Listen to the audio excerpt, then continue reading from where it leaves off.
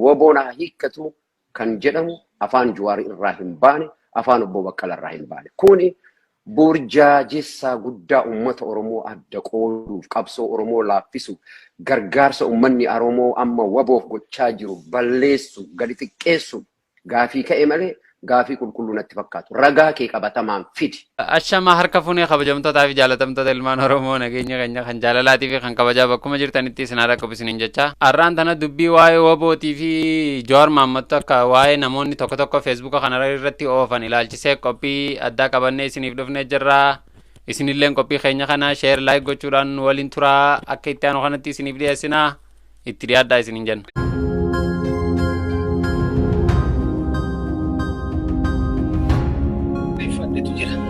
Misalnya itu abis kan ada versi tuntai Eropa, harus nama tu buku fada. Eropa bakka kam magaalaa kam. Faransaay itti fakkaata qabsiisa qabataniit. Injiru Faransaayittis hin jenne, Jarmanittis hin jenne, Oslottis hin jenne, Asittis hin jenne. Wabonaa hiikkatu hin jenne jarri. Kana dhibbarraa dhibbaan jala mureessitti hima. Waltajjii natti fakkaata wanti qabatamaan amma jecha kana situ jecha ni baasamu kun uummata Oromootti faca'aa jira laayiviidha jettee jira. Waltajjii kana irratti jettee akka gaazexeessaa tokkotti fiduutti sirra jira malee jettee waltajjii irratti fiddee akka na gaafattu hin barbaadu. Qabsiisa qabsiisa hedduu waan qabu keessa na jala wallee malee baala gaafii rumti keetu maaltu si gala wallee atuu waldoote. Sana laala ture miti waatu lakkin jenneen wanni gala wallee hin jiru akkaataa itti uummata Oromoo kana burjaajessanii uummata Oromoo kana waboo jibbisiisanii irratti warra hojjetaa jiru dalagaa godhatee halkanii tokkoffaa kan maree hojiin isaaniitu akka waan nuti gartee waboo jibbinuu isaan waboo jaalatanii abeet warra waboo jaalatu ati waboo jaalattaa nuti waboo jibbina. Duuti nurra jira du'aa jirra dhumaa jirra Itoophiyaa san keessatti nagaan kabajaan jiraachuudhaaf humna qawwee liyyuu haayilii Amaaraa liyyuu haayilii Sumaalee liyyuu haayilii kan Tigraay hundu Sidaamaan kan ofii qabaa.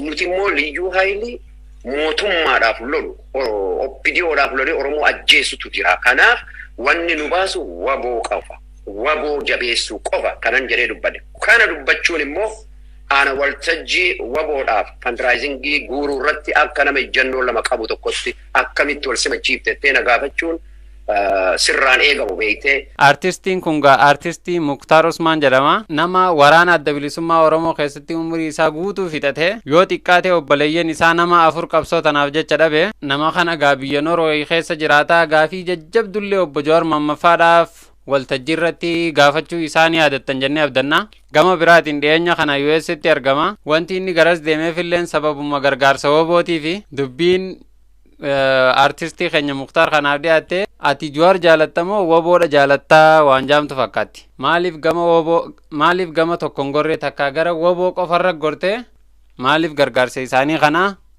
irratti hin hojjenne yookaan ammoo maaliif Jawaaruma qofa jaalattee dubbii waboodhaa hin dhiifne. Namtichi gaazexeessaa ifiin jedhu kun gaafiin inni gaafatu barbaade gaafii akkanaa tana ifii gartee nama waboo jaalatuuf godhe. Inni ammoo artistiin keenya kun akka nama bakka lama jiru akkasitti fedheeti kan inni gaafii akkasiisan dhiyeesseef. Ammoo viidiyoon bakka hedduutti gallakkifame waan ta'eef appilikeeshina tokko fayyadamanii logoon Keelloo Miidiyaatu gubbaarra jira. Kanarratti illee daayiriktarri olaanaan Keelloo Miidiyaa Kiyyaa Sanyii waan dubbate qaba. Kanallee gurra isin buufnaa kabajamtoota dhaggeeffattoota keenya. Dubbiin ammatu Jawaar faa yookiin obbo Baqqalaan faa galataaf dhufanii waboo hiikkachiisuuf jecha jettu na gaafatte kuni uummata Oromoo jidduutti burjaajessi uumuudha kan miidhu inumayyuu ummata waraana bilisummaa Oromoo biyya alaati harki 99 gargaaraa jira waboo biyya alaa kanatti. Namoota baay'ee ammaan tana waboo deeggaraa jiran kana akka uummanni gartee saboo idaa uummanni kun uummata akkanaati jee waborraa baqatu gochuudha irratti halkanii guyyaa hojjetaa jira. Dhugaa walitti himuu gaariidha beeka. Hujummaan isaaniitu amma akkaataa asirraa hubannutti illee bar kanuma wal fakkaatti. Yaa wanni isaan kana godhaniif wanni isaan gartaa Jawaar akkana halkanii guyyaa dalagaa Jawaar godhatanii dalagaa biraan qabanii suufa ofiin qixxeessee burjaajaan karabbii burjaajessee hundi maraataan hundi gayyaa'ee godaa gayyaa'ee isaanii warri maqaa dhibba takkaan maqaa Facebook garagaraa banatanii Jawaar Mohammed irratti halkanii guyyaa warri duulaa jiru jarakkanaa kana. Dalagaan isaanii Jawaar Mohammed arrabsuu qofa taate jarakkanaa kana Oromoon firraa beekuu danda'uu qabdi. Warri waboo uummata jibbisiisuu irratti halkanii guyyaa hojjetaa jiru warra akkanaa kana dhugaa walitti himnee wajjin bakka nutti dhiite bulla. Ragaa qabaattu fedhi gabbaas hin jenne jarri. hin qaban ragaa amma yaada akkasii tuqaa Joor Mahammad jala deemee dhaggeeffataa jira. waltajjiilee Jowaar Mahammad ta'in dhaggeeffatiin hin qabnu yeroo meeqa irra deddeebineetu dhaggeeffachaa ture nuti illee Ummata biraanis gahaa turre ni hijiban. Bar miidiyaa Amaaraa tokko faara ol qaqqabaa bara. Kunoo asirratti hin dhagaye Amaaraa akkana jeefite. Ati Amaaraa gala maaltu si oofu ogguma duraatu? No, inni- Ergama biraa qabe jechuudha rokka. artistii Muktaaru bar waan jeen qo'e asirratti mee jedheen malee qabadheen yaadan ture Lakki yaada wanni ati akka gaazexeessaa tokkotti waan tanjibal waan qabatamaa ta'e fidee dhufu sirra jira beektaa. namichi Gabbee ummata Oromoo gidduutti maaliif burjaajii uumu? Ummata Akka waan kana- Joor Mahammad faan gartaa Joor Mahammad faan gartii gantuu Joor Mahammad faan gantuu isaan qabsaa'ota. Pa! Sitti nafne gaa. Ati qabsaa'aadha. Joor Mahammad faan gantuudha. Sitti nafne. Maan dalagin akka Joor Mahammad faa sa'itti? Fidime. Fidi. Dubbii sana irratti kana dura kabajamtoota dhaggeeffattoota keenya ashama akka malee miira keessa seeneetii dhiifaman of kolchaatiin hin jenne jechuun babbadaayyuu afaan keenya keessaa nu bahe banimee bilbila kana odu. Emotion taanee waan jirruuf hedduu yoo jechoonni haamaan afaan keessaa nu bahe of kolchaatiin hin jenne kabajamtoota dhaggeeffattoota keenya ammoo garuu wanni asirratti gartaa dhimma kana ilaalchisuudhaan miidiyaan keelloon ijoollee jara kana achirratti dhiyeesse miidiyaan keelloon ibsa baasee jira gama daayirektara isaaniitiin kiyyaa sanyiitiin kiyyaa sanyii akka jechaa jirutti yaa jara naji dubbii duubaa dhaabbadda keelloo miidiyaaleen hedduun feesbuuk irratti distireekshin waan irra kaa'amee jiruu fi pilaatfoormii keenya pilaatfoormiin keessanii miti pilaatfoormii is a facebook company do not say pilaatfoormiidhaa miti ati kanniteef wanni ati kanniteef appilikeeshina irraa laayivii seenan san warra miidiyaa wajjiin akeeka tokko qabdan kaayyoo tokko qabdan irratti hirmaachiftee wajjiin achi keessaa laayiv godhaa ture broadcast godhaa ture keelloo miidiyaa irratti illee kuush miidiyaa irratti illee kuushi tokko ammallee maal jette keelloo miidiyaa wanni ati asirratti maqaa meenshin goote oromoo diyaaspoora miidiyaa kaayyoo maltimiidiyaa sarviis urjii UBC chaayinaala oromiyaa isaan muraasaa je warri asirratti gartee isin broadcast gochaa turtan jechuu bakka takkaa seentanii appilikeeshina ijoolleen geemaan taphattu saniin jechuu appilikeeshina ijoolleen geemaan taphattu appilikeeshina daa'imaa qarshii 25 kafalan saniin seentanii bakka takkaa broadcast godhaa turtan akeeka tokko qabdan kaayyoo tokko qabdan kaayyoon keessan hundi wal fakkaataadha asirratti wanni ati mormuu barbaadde jara sani malee keelloo miidiyaadhaa miti jechuu kan keeti kiyyaa sanyii dhugaa walitti himna no this is wrong kun dhugaa sitti himnaa kun wrongidha tootaalii qabsoon oromoodhaa karaa dhugaatiin malee karaa sobaatiin karaa walirratti guuran karaa cubbuutiin galma hin geessu isin warri burjaajii nu gidduutti uumaa jiru dhaabbadda sababan akkanas hin je'eefin qaba takka takkaanin si hima dhaaba hayyoota oromoo irratti ololaa fi cubbuu uummata oromoo gidduutti oofu dhaaba kiyyaa sanyii akka kiyyaa sanyii jee barreessetti kun akka miidiyaa hordoftoota hedduu qabu tokkotti sagaleen isaanii uummata bira akka ga'uuf waan godhamuudha je qopheessaan qophii chaayinaala oromiyaa waan inni dubbatee dogongora akka ta'e waan wal nama gaafachiisuu miti je waan bu'uura hin qabne akka ta'e anis ittan amanaa akkuma keessanii je kanaaf nutis ofirraa kaafne waan achirratti haasa'ame nama kana gaafata malee keelloo bakka hin bu'u je keelloodha bakka bu'a. keelloodha bakka bu'a 100% appilikeeshina ijoollee appilikeeshina qarshii 25 daa'imni geemaan taphatu appilikeeshina fokkotaa san jechuu no go streamii miti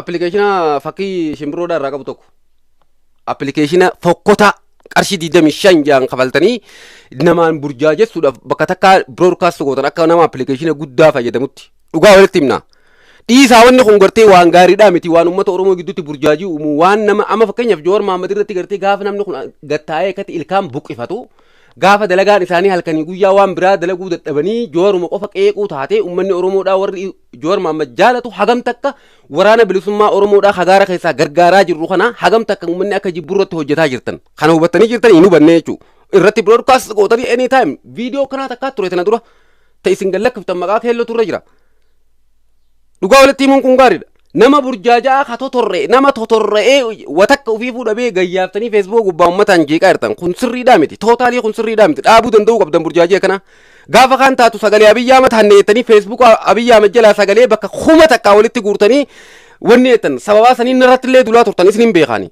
cubbuudhaniin nu karaa qabsoo oromoodhaa karaa dhugaa qofaanii qabsoon oromoodhaa galma geessu yoomillee taanaan dhugaa walitti himna sagalee Abiyyi Ahmad bakka kuma takkaa cirtanii fiddanii kunoo sagalee Abiyyi Ahmad hanneettanii galma wayii keessaa sagalee sagaleetti qindeessitanii itti bantanii uummataan dogongorsiiftan guyyaa 3 olirra turree sagalee san bakka isin irraa guurtan finnee viidiyoodhaan uummata agarsiifneeti sababaa saniin irra duulaa turtan wal beena dhiisuu danda'uu qabdan waan akkana oromoon fayyadne wanni oromoo fayyadan jiru sagalee san irraa oromoo wanni argatte hin qabdu wanni oromoon argatte yoo jiraatte isintu akka keelloo miidiyaatti nu buusuudhaaf deeman yaaboo saatalaayit irraa bar saatalaayit irratti bahuu keessanii guyyaa tokko hin dhageenye gad dhuftanii saatalaayit irraa nu buusuudhaaf deemanii goofaa hundii nu bana dafaa irratti darbaa jettanii doolaara 40,000 moo kana takka walii qabattan halkan tokkotti isin beeyna dhiisaa wanni akkanaa gaariidhaa miti yoo dalaydan ummataaf sirnaan hojjedha cubbuudhaa fi kijibaan ummanni oromoodhaa galman ga'u qabsoon ummata oromoo galman geessu burjaajii uumuu kana dhiisa gaafa kan taatu jiloo abbaa gadaa gujiidhaa tokkotu Jowaar Mohaammed arrabse jedhanii sagalee nama biraa waraabanii fidanii ummata oromoo kana gidduutti burjaajii uumanii akkamitti abbaan gadaa kana jaajee abbaan gadaa sun gabbee anaa miti boo sagalee tiyyaa miti namichi nama biraa waraabee keelloo miidiyaan naaf haa gaafatamu jee miidiyaa irratti ol ba'ee dubbate abbaan gadaadha maaliif kijiba hanga yoo ummata kana gidduutti kijiba oobtan dhiifame isinii goonee irra dabar sagalee dhabiyyaa amattuun soba akka taate sirriitti odoo beeytanii gabbaatanii dhiifaman gaafanne hanga irraan tana qabsoo oromoo fayyadu qabsoo oromoodhaa hin fayyadu nuti Jowaar Mohaammed akka nutti himetti qabsoo oromoodhaa karaa dhugaa qofaan baafna jecha kana jechi Farahaan Abdusalaam dubbii sana irratti maxxanse jecha kanaaf jecha Farahaan Abdusalaam irratti duula bantanii halkanii guyyaa irratti wanni godhaa turtan namoota keessan tokko kadhageettii qabu irratti bobbaaftanii miidiyaa biraa keessa nama jiruutu maal godha jettanii Farahaan irratti duulaa turtan wal beeyna an akka nama tokkotti Farahaan Abdusalaam wajjin nama walitti dhiyeenya illee qabu miti haqa isaa immoo bira dhaabadheetiin falmaaf sababaasaniitiin viidiyoo san walitti qindeessee akkaataa isin itti guurtanii fiddanitti ummata biraan ga'e jechuudha waan akkanaa kanarraa dhaabbachuu danda'uu qabda warri keelloo miidiyaadha dhugaa walitti himnaati burjaajii ummata gidduutti nuumina waa hedduu jira wanni qabsoo oromootiif dalaguu qabdan waan san irratti xiyyeeffadhaa san ummata biraan gaha maaliif kijibaa fi cubbuu namarratti oofuudhaaf hayyuu oromoo tokko xiqqeessuudhaaf waan hin taane dalaguun kun maali waraana bilisummaa oromoo akka waan gartee isin qofti jaalatanii eessa jaalatanii beektan nuyi warri waraana bilisummaa oromoo jaalatu kapeejiin nama hordoftoota 500 ol qabu sababaa kanaa nurraa gubate eessatti jaalatanii beektan isin kijibdu cubbuu kanaa tana dhiisaa waraana bilisummaa oromoo qabatamaanis waan dandeenyuun duuba teenye namni hojjetee waraana bilisummaa oromoo gargaaraa jiru nuyi eessa beekte waa'ee waraana bilisummaa oromoodha akka waan waraanni bilisummaa oromoo kun keessan qofa ta'ee tokkotti laayina waraanni bilisummaa oromoodhaaf qabsaa jira oromoodhaaf gaara keessa jira cubbuu tana dhiisaa hay hanga yoom mataan ooftanii ummata kana walitti kaasuudhaan waan hin taane burjaajii uumtan Kiyyaa sanyiidhaa akka jechaa jiru dubbiin guddaan dubbii Oromootii jee dhugaa kan ga'e dubbiin guddaan dubbii Oromooti dubbii kiyyas miti dubbii dhaaba ani hoogganus miti jee walitti duullee dadhabnee walumaan jirraa jee kabaja irraan nama geenyus ta'e salphina nama uwwisnu hin qabnuu jee ni qabdan waa meeqa irratti argaa jirra hedduun gaguuruu danda'a akka ragatti fakkeenyaaf mee hojii irratti haa xiyyeeffannu ummatni walloo du'aati jira dhugaadha ummanni walloo du'aa jira kanarratti waan adda addaa kanarratti gaafii achii nama keessaa dhiyeessanii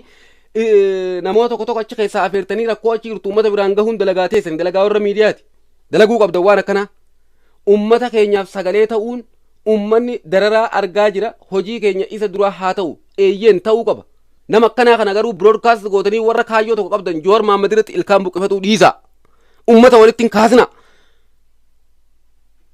artistii keenya jaalatamaa Muktaar Usmaan goota duraan illee qabsoo keessatti umrii baraagada obboleeyyan isaa nama 4 ol dhabe inni illee odoo qabsoo keessa jiruuti kaarraan tana gartee waboo bira dhaabbataa jiru isa kanallee ati gam tokkoon Jowaar jaalataa gam tokkoon waboodha kana itti maal jee gaafataa ture gurbaan kun kana jechuun maal jechuudha waboo hin gargaarini waboo keessaa dhaabbadhu ati Jowaaruma hanga jaaladhu jechuu barbaadeetiin bar Muktaarin Muktaar dubbii isaa akkanuma laaleeti dhaabbadhu jeen obboleessa kiyyan kijibini takkaan dhaggeeffataa turre interview Jowaar Mohaammed haasaa Jowaar Mohaammed taasise hunda takkaan dhaggeeffataa jirra wanni ati cubbuu fiddee as keessatti ooftuuf hin jirtu dhaabbadhu jeen olla irratti noofina hooggantoota irratti dhaabbaddaa jeen isaan karaa nagaatiin qabsaan waraanni bilisummaa Oromoo karaa qawweetiin qabsaan haa qabsaan ilachuu keenya waan dandeenyuun jara hunda bira dhaabbachuu qabnaadha wanni isaan jeen wanni achi keessa wanni burjaajii kanaa tana uumtanii akka uummanni waboo jibbu hin godhinaa jeen exactly galatoomii obboleessa keenya Muktaar Usmaan artistii jaalatamaa fi kabajamaa artistii keenya jaalatamaa fi kabajamaa Muktaar Usmaan waliin illee waliin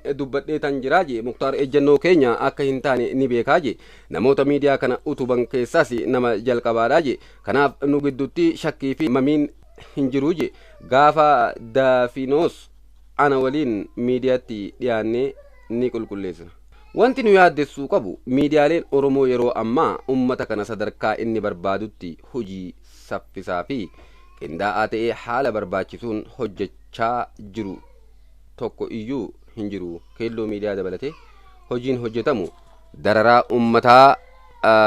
ummata keenya waliin wal bira qofa qabamuu baay'ee gadi bu'aadhaa jee mariin kan barbaachisu sana malee uuba xixiqqoo hojii keessatti mudatan funaanuun bakka jirru irraa seentimeetira tokko achi nu hin butu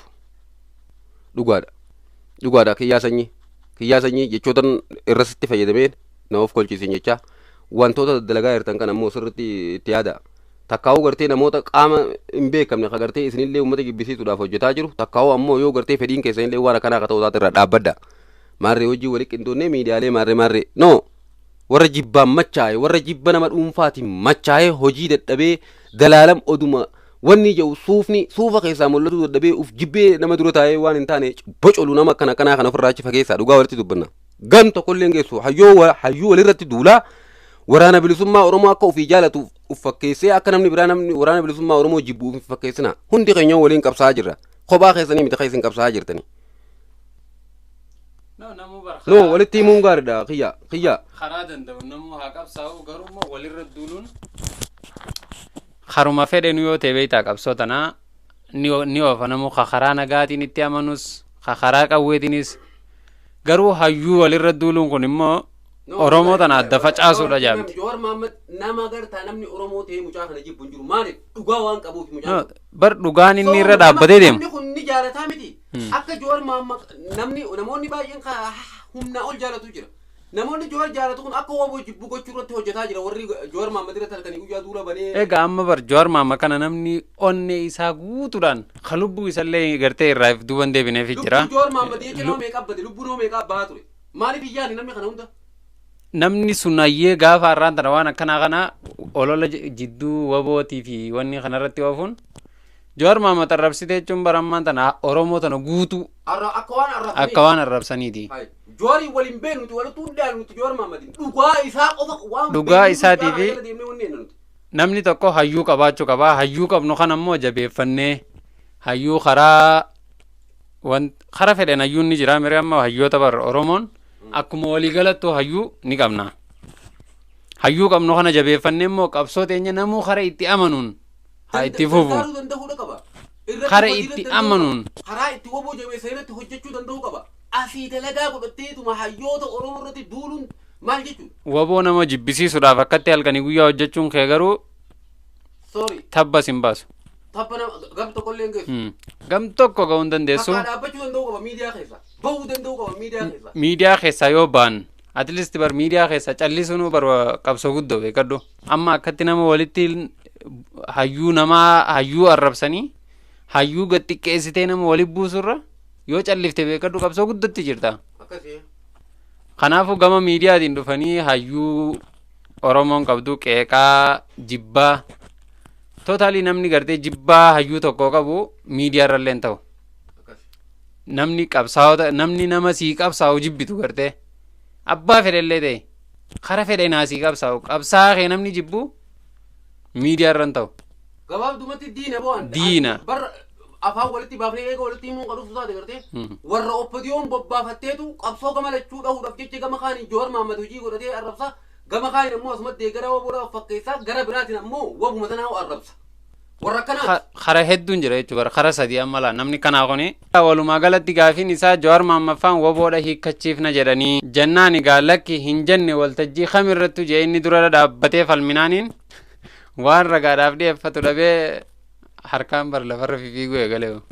Gabaabdumatti gaa kabajamtoota keenyaa wanni nuti irra deddeebinee gartee isiniif himnu qabdu dubbiin isaa cuunfatti waanuma amma nuti isiniin jenne kanuma guddifadhaa isiniin jennaa hamma qophii biraa qabannee walitti dachaanutti nagaatti nuuf turaa isiniin jenna.